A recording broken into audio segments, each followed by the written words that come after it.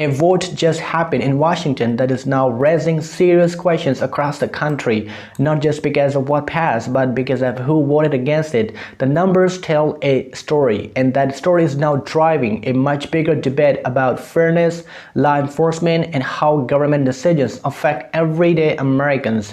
And here's where it gets interesting. That is not just about one bill, it connects to a larger pattern that many people are starting to notice. Stay with me because once you see how all of this fits together, the bigger picture becomes clear. Let's start with what actually happened. Lawmakers voted on a bill that deals with welfare fraud involving non-citizens. The proposal focused on one main idea. If someone is in the country illegally and commits fraud to receive government benefits, there should be serious consequences.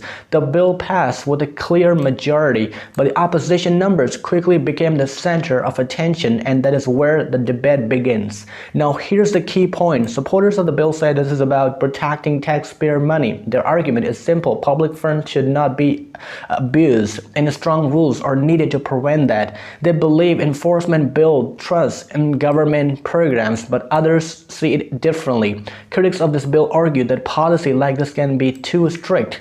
They worry about how the law would be applied in real situations. They said there needs to be a caution to avoid mistakes or unfair outcomes.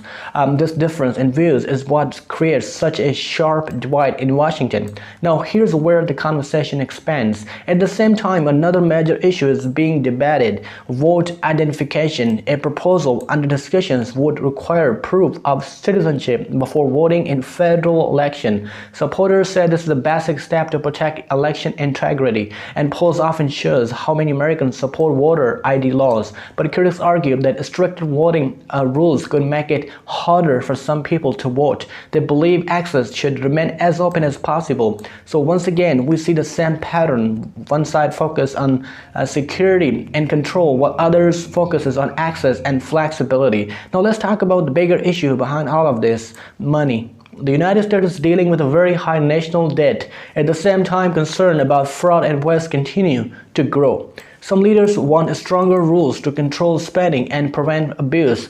Others warn that cutting too much or acting too fast could harm important programs. When you connect all these points, something becomes clear. This is not just about one vote or one policy.